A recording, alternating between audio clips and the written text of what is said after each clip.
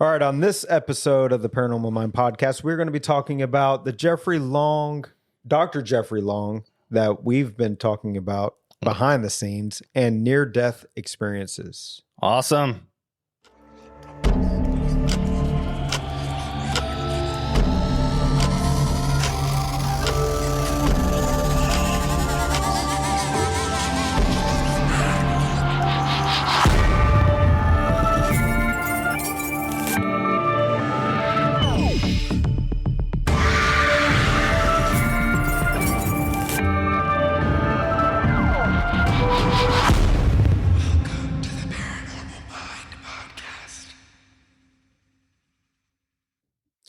What's up, everybody? Welcome to the Paranormal Mind podcast. What's up, everybody?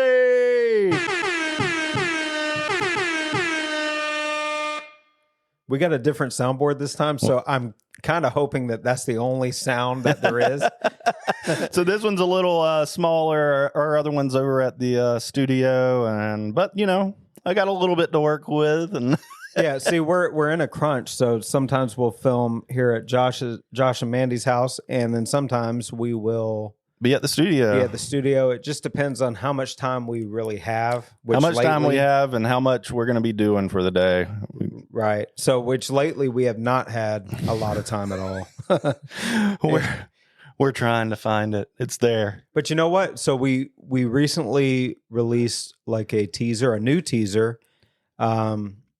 With all of our stuff, and you saw it for all the Patreon members, you saw that in the beginning of this episode. Yep. It's kind of a new teaser. Yep, that's right. New filming and stuff that we've been doing. And I got to say, man, I know, man. Freaking awesome. You know, it's been a long time coming. We've been waiting to do some new material and kind of just, you know, out with the old and with the new, if you will. And we're finally getting to that point now. So I'm happy to just see that, you know. Yeah, and we've been working on other productions behind the scenes, and, which are turning out fantastic as well. If you come to our Virginia City event in April, you'll get to see a little bit. Yeah, so what's the date for that again? That is, 11th, 12th? Shoot, let me look. I should know this. The 11th through the 14th, or the 12th through the 14th? Yep. So that's in Virginia City, Nevada, and like Josh is saying, we're doing kind of a teaser to that show that's going to be premiering later on in the year, and then a full episode of Searchers. Yep. That no one else has seen. Nope. And it'll be a brand new era for that and for what our structure is going to look like moving forward. And I think we're really, you know, for a long time, we've been filming our own stuff and trying to really find that groove and what it's going to look like. And I think we're really, really starting to hit our stride with that now. Yeah. Yeah. We're really focused on story. Yeah. I think it's something because, our experiences and things that we do and even investigating the paranormal, that's cool and everything. But if the story isn't good, there, then what's the point? Yeah. What's the point in us doing it? We want to get away from just like going to some scary looking location and for sure. And doing the filming that has been done for a lot of years. Yep. We want to get away from that and actually provide value and provide story. Not saying that those other ones don't provide value, but we want to get away from that format and kind of introduce a new one. Yeah, I mean, for us, it was about falling into our own way of doing things, right? And, you know, we've always done like really bare bones crews, if you will, and trying to keep that same kind of like production quality at the same time was always a challenge. I think we were finally starting to find, you know, where all of that is working for us. And yeah, I agree. We just got back from being on the road for like a week, right? Yeah. Maiden voyage with the RV, that was our first trip with the RV, and you know what? Fun, it was great. You broke it. It was great. We were sharing the same air Y'all for a broke long it. time. So Y'all broke the RV. No, Vince, we did not break the RV. Shout out Vince.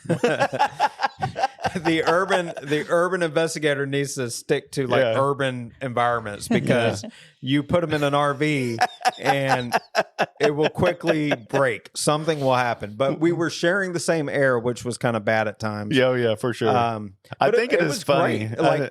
Like I prefer that type of traveling. Honestly, I can say this even with me and pain that I have sometimes. I would prefer that over airports, over airplanes. For sure. Me too. It's really great being able to have all our production gear to actually film with, which has always been a challenge for us when it came to flying. So yeah. One cool thing, I'm going to pivot just a little bit. One cool thing about our content that I really am excited about is we basically decide what goes in there. We're editing this stuff too. Yeah. So we have the freedom to be able to tell the story in a way that we want to tell the story, and we don't have anybody telling us how to do it. So I think that is going to level up our content as well. It's about holding ourselves accountable and really just trying to find our own way in doing all of that stuff. And I think we're finally getting there. We had a lot of help on the road. I say a lot. We had a lot of help from a few people. How about that? Yeah. So the person that we're producing a show for now, Mike Galliano, he decided to just come help us out. He wanted to see the behind the scenes on other productions. And he was like, anything he could do to help, he would help. So he flew out. I mean, he helped, and then we met up with Vince, the urban investigator, and after he was done breaking the RV, he decided to, he helped us out a lot. He filmed an episode with us. Then we had Kelly, who helped us out with the connection with the Eloise Asylum. We had Michael Angus from here, and Michael from Angus Southern Heat has been helping us with camera work for a while, and that's he's great. Seeing some of the footage and everything, I was really impressed with he's improved a lot. How far he's come along with that. Yeah, he's improved a lot. So it's really good to have good people helping. Yeah, it's been great, man. And it's funny because we got about 2/3 of the way in on that trip, and there were opportunities for us to actually stay in actual beds. We were all just huddled up in the RV. No, we're comfortable. Never mind. We're comfortable in the RV. We're good. It's fine. Yeah. I know. So we went to the Bell. We went to Eloise Asylum. And Rhodes Hotel, and man. the Rhodes Hotel. So let's talk about that for a second, because we completely surprised me. We released a teaser on social media, so I think it's safe to go ahead and talk about this. For sure, and talk about some people's concerns as well, because there were some. Of course. So we were at the Rhodes Hotel, and if anybody has been there before, it's a great place, like a very welcoming type environment. And Mike is great. Mike Couch is great. They've been they had that with the Lost Limbs Foundation for the longest time. The Lost Limb Foundation, they dissolved that, and they're still doing like paranormal investigations and stuff there. But anyway, we were there and we started our investigation, started our filming, and I've been there a couple times before, and I was like, the downstairs. We were really worried about it, right? Yeah, it's like the downstairs isn't really anything to. I think it's weird because Mike was low key a little worried about it too. He was like, "Man, I hope you guys get stuff." Well, and Mike Couch, even before we started filming, was like, "Hey, man, here's the room that I spend a lot of time in. Y'all may want to spend some time here." And whenever he was saying that, I was like, I've been downstairs and we've investigated downstairs and nothing really happened. To his credit, it's the only reason we went to that room. Right. So we started the investigation. We went to the game room, which used to be whenever it was a speakeasy, right? People would play poker and stuff in there. So we walk into the room and there's a Bible like on this and you can table. see that in the little teaser that we put up. Yeah, there's a Bible and then there's a deck of cards. Yep. And I think it was your idea that you were like, hey, let's try something with the Estes method to just see if they can see the cards or whatever.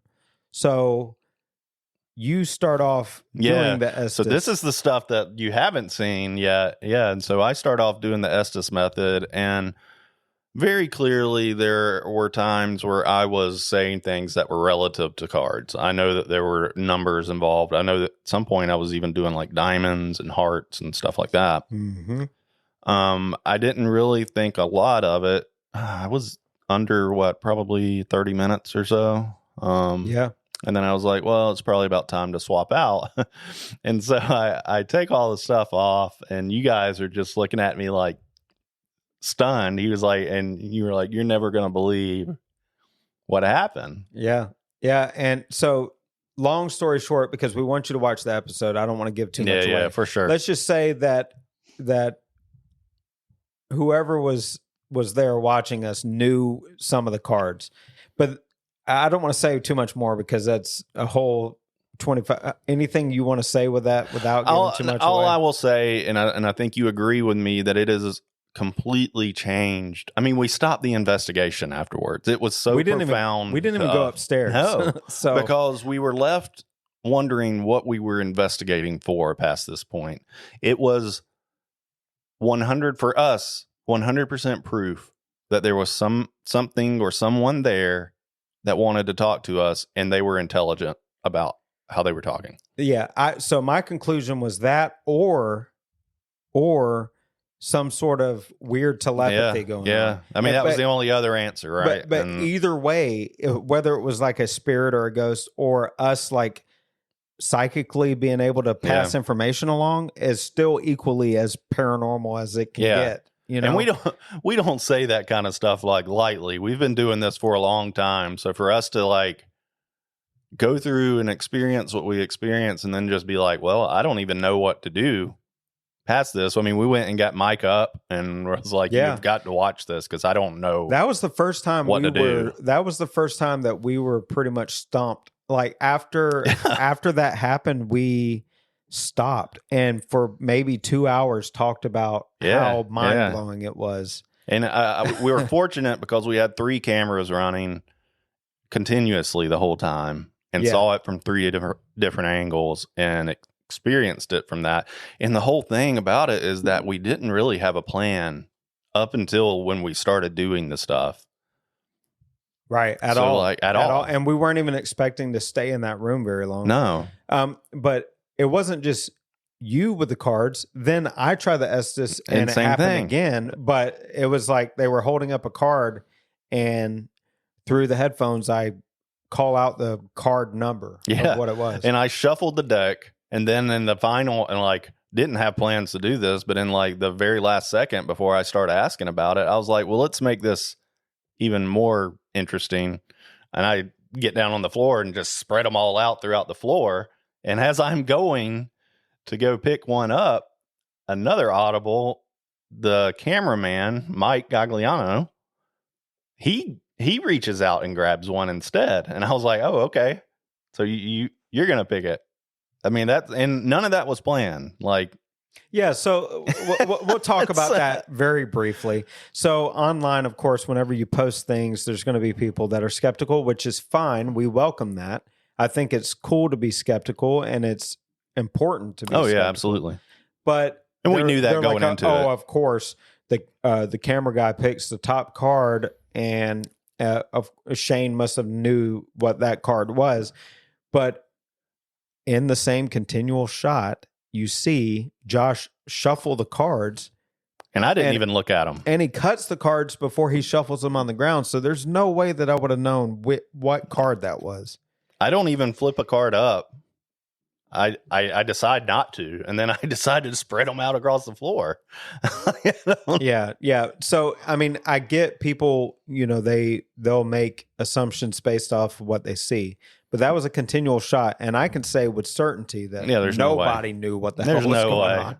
I mean, once it happened, and if you know Josh, like I've known Josh for a very long time, that was a shocked and excited Josh. Like whenever his full Southern comes out, that's when you know. I about fell backwards, what man. In the hell, dude? What in the hell? When his voice goes all high pitched. Southern. What? When his voice goes all high pitched. I mean, because when I came, dude, when I came out of the Estes method, and you guys were giving me all this detail about what had happened, of course, part of me was like, you guys are probably overreacting. So that when I, fast forward and you're doing the Estes method and I have control of the situation, I'm like, well, I'm going to make this crazy then. If this truly did happen when I was doing it, let's see what happens then. Yeah. And that's what led me to go down that road and do what we did. And so, I was really, really surprised. And your excitement, like after I watched the footage afterwards, like his excitement alone, I knew. I was like, that, you can't, like, if you know Josh is he's pretty mellow whenever it comes to this stuff. For sure. But if he's going full on Southern boy. Oh, man. Well, it's because I actively hell, dude, there is no way. That's why. But that's why it was so important to me, right? And so profound to me is because I actively worked against you being able to know any of that stuff. Yeah. You know what I mean? There's no way you could have known. Dude, one of my favorite experiences ever. Like, the whole, for sure. Of doing this for years and years. Yeah. One of my favorites. But anyway, let's jump into the episode. We talk a lot and we do a little side. That was just it was an exciting investigation. Yeah, it was so exciting. And it was something that, again, it validates for us. This is why we do what we do, because those little moments right there shows you. I mean, I will go many years talking about that.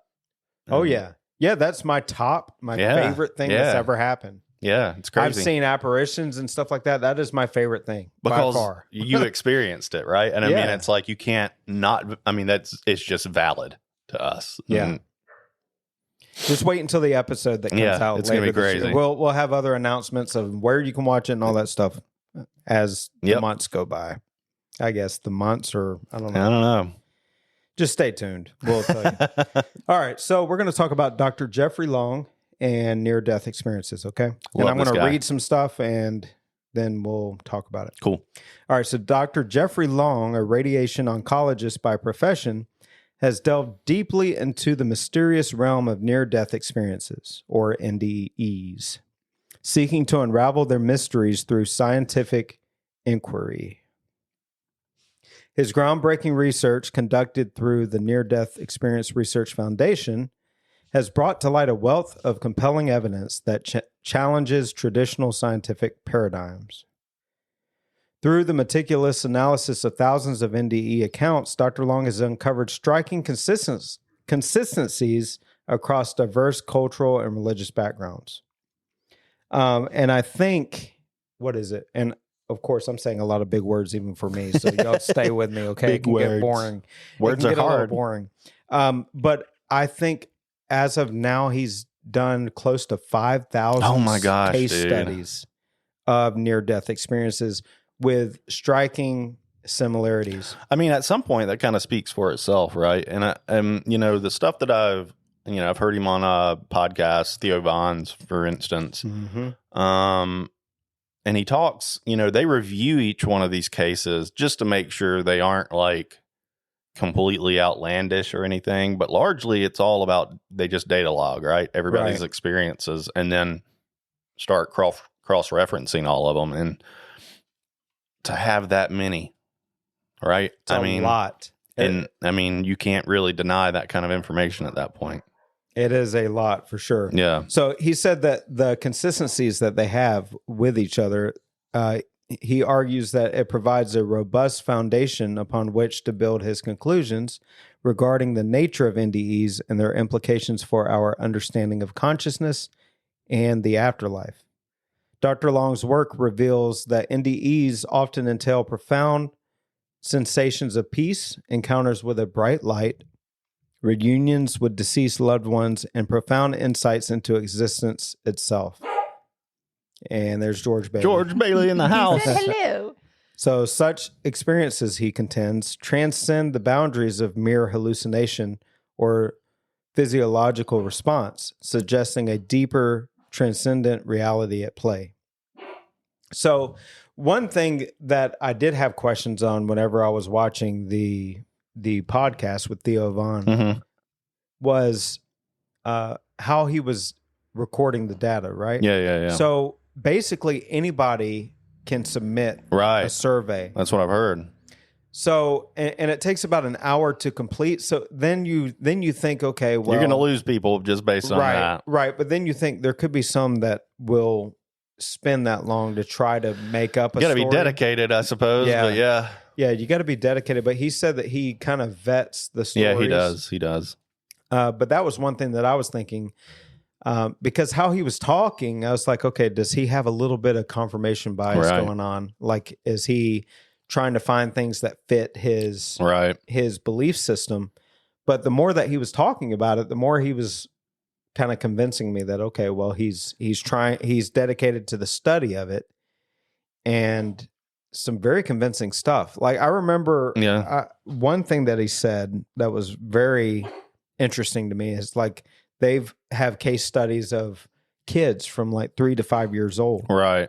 And then they have case studies of people that are elderly. And they're strikingly similar experiences, which says that if it had anything to do with memories or something to do in their brain, then the 3 to 5 year olds wouldn't have that, because they wouldn't have that. Memory it wouldn't to be there attach yet. to. Yeah. And I think he speaks on that a little bit as well. Like, I want to say, isn't he like a he deals with like cancer patients now? Is that right? Yeah, he's an oncologist. Yeah. So that to me, as a doctor, and then he's deciding himself to kind of study this, gives a little bit of credibility to him as well, right? Well, and he's been studying it for 25 years now.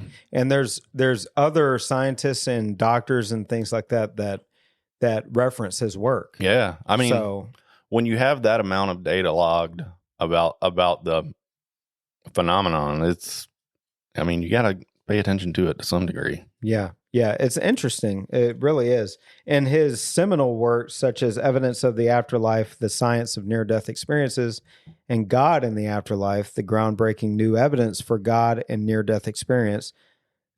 And before we get any further, that was another red flag of mine, was like, okay, well, is he a Christian trying to show people that, there's heaven and there's life after this?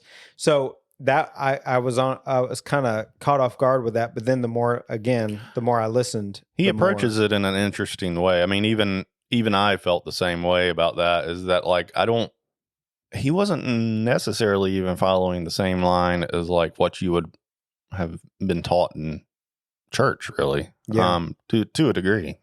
So,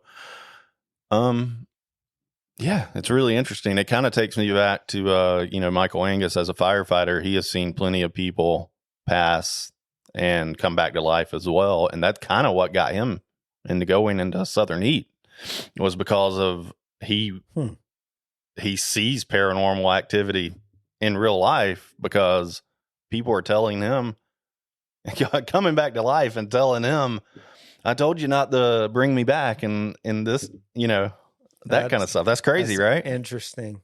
Yeah. So that was his calling into the paranormal. So I thought that was, that's another person that kind of validates all this near-death experience stuff. Yeah. And he, like you said, witnesses it firsthand. Yeah. He's been doing like 20 years or so. I met somebody who had a near-death experience. Really? Mm-hmm. My mom and I, he spoke, it was at a church thing. He spoke at my mom's church at I think Josh and I were married, but you didn't end up going with me. Yeah, I don't think I went. He was just talking about it. He had something in his abdomen that very quickly became an emergency. So he went to the hospital with really severe abdominal pains. He ended up going into surgery, and he said he died. And he said his experience was he could see himself, and he said he looked 9 months pregnant on the operating table. Like, his stomach was so inflated with whatever. I don't think it was an appendix. It's been like 10 years. Maybe a blockage or something like that. Yeah, he had something in his abdomen that made him appear pregnant very quickly because it swelled. So he could see himself in the operating room. He could see his wife in the waiting room pacing. He knew that, I think it was like his mother was in the chapel crying, and he could tell them exactly what time, where every one of his loved ones were. I mean, how do you even? And he had like the light thing, like the white light. And he was like, the most mind-blowing thing was he kept saying, I knew I had reasons to be here. I knew I had a wife and my children, and I didn't want them to have to go through this. I didn't care either. He was like, I cared, Yeah. but it was just Yeah, so that falls in line. overwhelming of the need to go towards that light. And when he got closer to it, he heard a voice say, "It's not your time." And then he snapped back into his body and woke up in recovery. God, that gives me chills because did you watch the podcast episode? No. So their case studies Spot on. are so similar to the story that you even shared. Yeah. Because they're like, yeah, they know that they have sometimes responsibilities, they have But they don't different things, care. but they don't care because the amount of peace and like unconditional love that they feel during that moment, They don't. everything, They know that everything fades. is going to be Yeah. fine. which is mind blowing to me because of the stresses and everything of the world. Yeah. We can't even comprehend that, like that level of carefree Right. abandon, like Like reckless abandon. is there anything on this earth that you think of that could pull you from your children? Hell no. Right. No. Like you'd At be all. like, no, I'm not going. I'm staying with my kids until like I'm 80, and then naturally it's time to go. And this is how this man was. He was like, I would have thought that I would have fought every Right. possibility on this earth to stay with my kids. And he said, I knew that there was something nagging about why I should want to stay. He said, but it was so, like the need to go to this light was so overwhelming that I did not care. Yeah. It was wild Wow, to see. this- I can't believe Josh didn't go with me. Like, This I don't know what you were doing. That is amazing. And this goes in line with a lot of people, they'll poo-poo this as Yeah. well, but like a universal consciousness or something Exactly. like we're all connected and we like everything that was and is and will be is all interconnected within us in a sense. And it's which is mind-blowing to think about. Yeah. This all like oddly goes back to that book that Tara was, and I haven't even read the book, but Tara has told us Oh about. yeah, the soul circle and the connections. Every time I hear things, and especially about near-death experiences, a lot of what they say, Yeah, I need to give you that. I Kind need of to let circle you read back the to book. that, right? I mean, Yeah. where you as a soul are setting up your own contract with yourself on what you're going to do, because when you get back, you're going to do it again. And you almost wonder though, like if we're all part of this like unified thing, which it kind of, I'm starting to feel like is the case, why are we doing this? What's the end game of this, Well, I mean, I don't know if we could ever know. Well, this is why I like for the longest time I would always think, okay, why do bad things happen? Right. Like why, there's really horrible things that happen in this world. There's really horrible things that happens to other people. Why does it happen?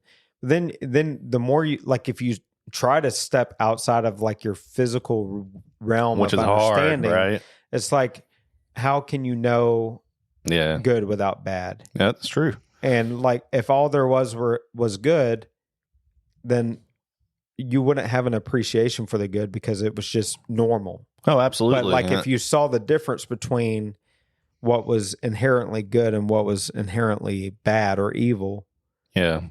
you know what I mean? I saw this video one time, and it was like these two like universal entities talking to each other, and one was like a child, and basically we were the child, right? And so like we keep being born, learning all this stuff, and then dying, and then keep rotating and keep rotating and keep rotating so that we can grow and be this larger entity that we can't understand now because we're like ants, right? I mean, but maybe collectively we're not.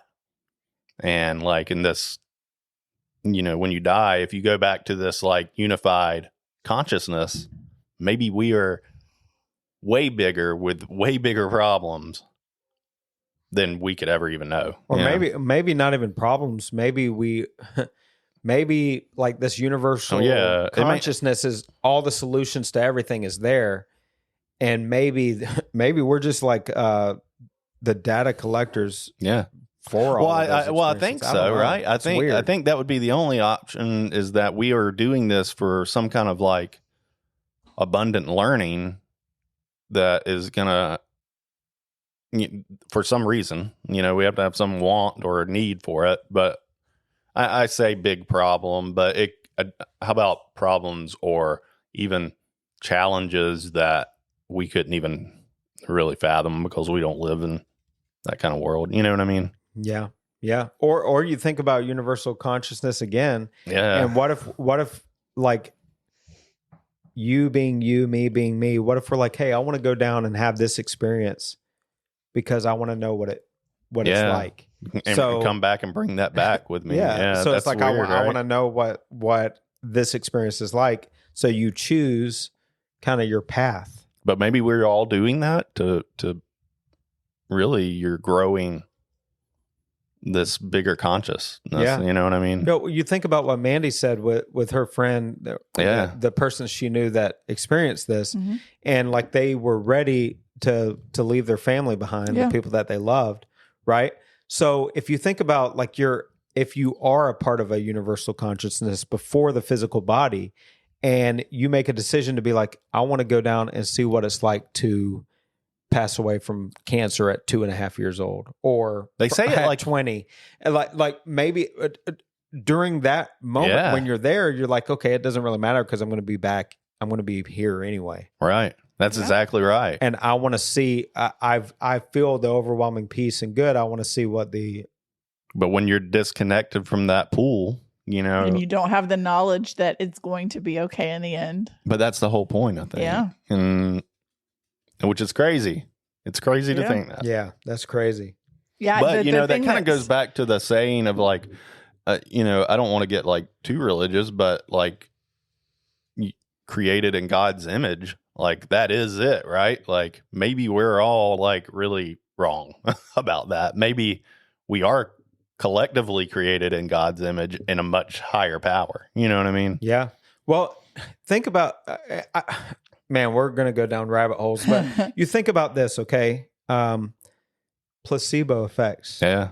Okay. Like just with our mental state, we can convince ourselves that something No, for is sure. making us better and we physically get better. But we scoff at it and we kind of just like, yeah, those cases happen. But those have been scientifically studied. Placebo effects have. And they use them now. And then another thing that we kind of just scoff at, or we don't scoff at, but we kind of just dismiss. Whenever you fall and you hurt yourself and you scrape your knee, your body heals itself. That is mind blowing to me. That's a miracle in Okay, itself. but also the fact that we use 10% of our brains. Yeah, that's crazy. Like imagine if you had 100% of your brain, would you be aware of your soul more? yeah. Or Or maybe our physical body is what the limitation is. Right, Maybe yeah. Maybe maybe that's- the brain we isn't can't it. transcend. That's true, but I would think that's true, but it's probably by design, right? I mean, Well, and I think I talked to you about this before. This would blow your mind too. I lay in bed at night thinking about stuff like this. It's crazy. So, like thoughts are like synapses, that like Mhm. little electrical firings in your brain. But where do those thoughts come from? yeah. Who Think started? Oh my about gosh. these- Okay, wait. I can ask you guys this. Okay. They say, like, I never knew this, that some people don't have this. When I read a book, I have like a movie in my head. I Yeah. can see the setting. I can see, like, it plays like a movie when I'm reading. Some people I do don't too. see anything. Yeah. Yeah, some people don't. Some people can't picture anything. Mind And blowing. actually, there is a range. Fascinating. There's a range to that. Some Yeah, people some can see people can things, see, but they like, don't see them detailed. Flashes. Some So, like, people see. When I Like- see an apple, I see, different gradients of red on it. I see the curvature of it. I see the counter it's sitting on. I see, I see the different. I you see don't the just texture see an of it. apple in black space. Like some people don't see that when they visualize an apple. They may not see anything, or they may see just a a 2D. 2D red apple. Isn't that weird? It is weird. It is weird. I just, yeah, some people have that, but again, like, where do our thoughts And what are come from? dreams? Right. Yeah. Where do those thoughts? And people could say, well, it's from past experiences, but there's some certain thoughts that come through. How many times have you heard like a famous like musical artist that says, I don't know how this song came to me. It just came to me and it was a hit. Like it just came out of nowhere. Like they didn't, it's not something they knew before. It's just something that came to The them. idea for my book came from a dream. Yeah. Like- Which is awesome. Yeah. Like it's just, it doesn't make sense. But it can't just be our brain. Like we can't, No. like, because there's no information there. Right. Some of these thoughts just come from Yeah. where we don't know where they come from, which is another mind blowing thing. It's in and of interesting you itself. say that though. It's past memories because one of my first memories as a child, this is morbid, okay? I was like 3 years old and I had a vivid dream. We had just moved into a house my parents built. I had the most vivid dream I have ever had in my life where we got out of the car and I was a 3-year-old. Okay. So this is not a common dream, but I was 3. We got out of the car to walk into this new house. I think my dad was carrying my infant sister and a lion runs up and my parents threw me in the door and shut it behind me. And I watched as my parents were eaten alive by this lion and my At baby 3 years sister. old, maybe that happened. I still remember that dream and I am about to be 35 years old this year. But it's one of the most vivid dreams I've ever had. Did I live in a village somewhere? Maybe A different lifetime. that was just And have bleeding that over happen. into Now, Well, granted, it was at my that brand new happens house, too. but did a past self of mine experience that? plenty of cases of that existing too. Well, Yeah. whenever I was 6 years old, that was my first like paranormal experience. And I haven't told many people about this, but I was riding down, and I still remember it to this day. I was riding in the car with my stepdad, and this was when, okay, so just a caveat real quick. So, yes, I grew up in a religious household, but I don't remember my parents ever talking to me about this, okay? Yeah. Okay. They could have, but I doubt it Yeah. because I was young and, things were stressed at the time Yeah. because of things that was going on with my dad. But anyway, I was with my stepdad. I was in a car and I look up at the clouds and I see like a face of a man, like in the clouds, like it was the shape of a man. His face. And as soon as I saw that, I hear this blaringly loud trumpet, like blaring loud. Oh wow. And as soon as I hear that, I look over and then we're immediately on a beach instead of the car. And it was at sunset. And I look over to my right and there's a line of white horses. And these are like big ass horses. Okay. Of course I was 6. So, I mean, any horse would be big. Yeah. But they were huge and they were all in perfect formation. And they had these gold medallions on their neck. And there was writing on the medallions, but I couldn't read it. Yeah. I didn't know what it said, but they were on each of their necks. And I look over to my dad. I was like, man, where's mom and Holly, which my sister? And immediately they appear. And then I wake up or whatever. And then come to find out later, my mom's like, oh, you dreamed of like what they say the rapture of the church would be or whatever. That you're you're on a beach somewhere and you're like the horses are there and they talk about horses lined up for war in the Bible or something like that. I don't know. But anyway, You're like, I'm 6. I don't want to be in the front lines. Right. I think you told me. But even to this day, I remember every Yeah. detail Yeah. of that. Didn't you told me this story because we came across something and you saw it and you were like, this looks like the stuff that was on those medallions or something. I can't remember where it was, but I can't. I remember. Do what you you're remember talking- that? I remember. I can't remember the location, but yeah, I mean, dude, like, I think a lot of those things that come in are downloads. yeah. Like Mandy having that's a download. Whether it be for somebody needs to hear the story that derives from that, and that's why you're writing the book Yep. and everything. Or whatever the case may be, I think they are important, and a lot of people dismiss Yeah. a lot of those things. But if you think about it, it's not just something. maybe every once in a while it could be something that your mind's just making up. But some of these thoughts and things that just come through, they're coming from somewhere. Yeah. And it's not necessarily you that it's Yeah. coming from either. So I reflect back on like things that I think are memories from when I was like a kid and how like oddly strange they are about things that I like at the time. I guess I thought that were normal or something, you know. I don't know. It's just weird how you view things as you grow up and then reflect on them. Like, were any of these things like, because I don't remember a lot about my childhood, but I do remember really random things. Like, I remember this time where I thought somebody was going to take me out of a store, and it was like, I don't know. I mean, maybe this woman told me she was going to get me, you know? I remember that. Like, it stuck with me, and I was little. I had to be like 3. But like, I couldn't tell you like what my favorite things were back then, but I can Yeah. remember this. Yeah. You know I what had mean? I had this phase, and it was for several years where I could go to school and I was fine, but I was terrified to like leave my parents overnight because I thought something bad was going to happen to Yeah. them, and I wanted to be with them. same. Like I wanted to go. Like I would rather be with you, and the bad thing happened to me too. Yeah. And I would have like meltdowns, screaming and crying, being left at my grandma's. Like, and I loved my grandma. I loved going to her house, but it was this phase. And now, like, did a past life of mine lose their parents violently? Yeah. Well, again, whenever I was 6 years old, for about 6 months, probably or more, probably the whole time I was 6, I was terrified that my mom, I was going to go to sleep at night and wake up and find out my mom died.